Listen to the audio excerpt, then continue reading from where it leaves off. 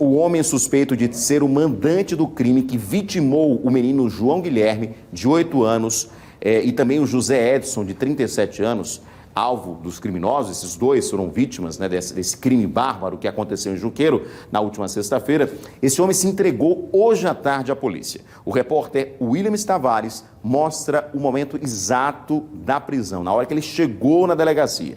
Acompanhe. A Polícia Civil prendeu nesta quarta-feira mais um suspeito de ter participado do duplo homicídio que aconteceu no dia 2 deste mês na cidade de Junqueiro.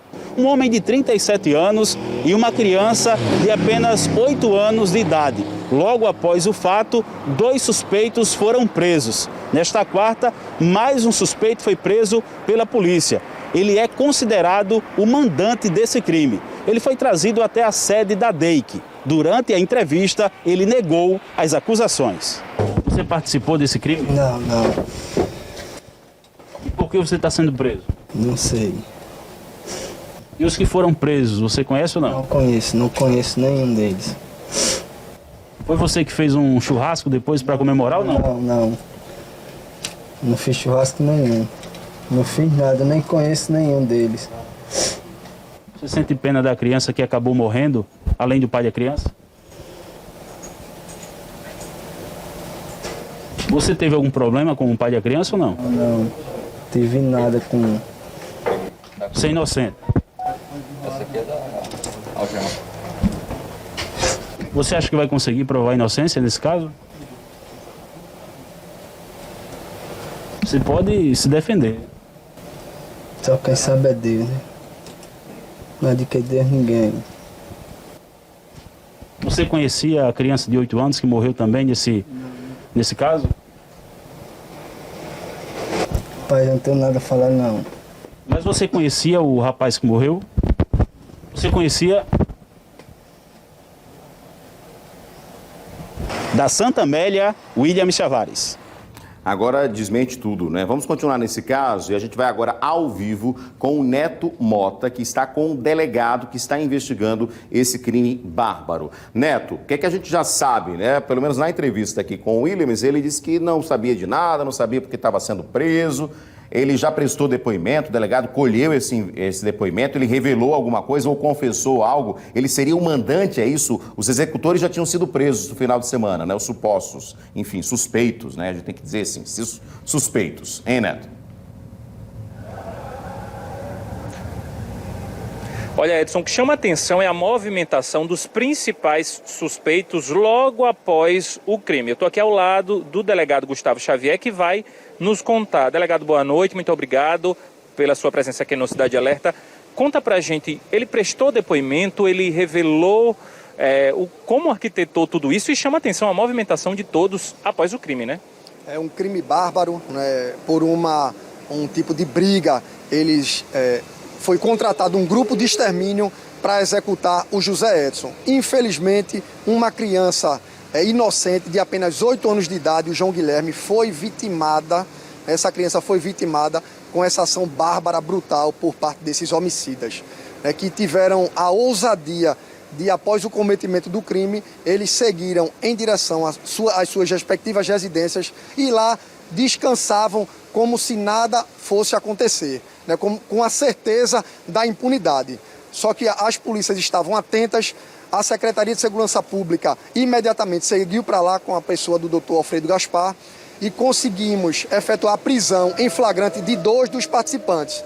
O Robson da Conceição seria o mandante, inclusive informações repassadas pelo próprio China, que seria um dos executores. Ele teria, inclusive, eles estariam querendo comemorar no domingo de Páscoa a morte, né, dessas 2 pessoas, mesmo tendo sido vítima ali essa criança de 8 anos de idade. Então, é um absurdo realmente. Eles não tiveram o respeito e a consideração nem pela família dessa criança que foi vítima desse assassinato cruel que houve em Junqueiro. A polícia já sabe a motivação da primeira briga, já que teria acontecido por vingança por conta daquela primeira? Informações repassadas pelos executores são de que houve a briga por conta de bebida e uma confusão por conta de mulher. E a partir daí, houve a contratação dessa equipe, foram executar o José Edson. O primeiro disparo atingiu diretamente o coração da criança. Em seguida, eles percorreram aproximadamente um quarteirão, terminaram executando dentro de um bar o José Edson e foram para casa descansar, mais uma vez eu digo, como se nada tivesse acontecido. Então foi necessária a intervenção por parte da Secretaria de Segurança Pública e hoje nós temos 3 presos e um quarto que encontra-se foragido e não vamos tranquilizar enquanto esse outro criminoso não estiver atrás das grades. O que os presos até agora já falaram em depoimento à Polícia Civil?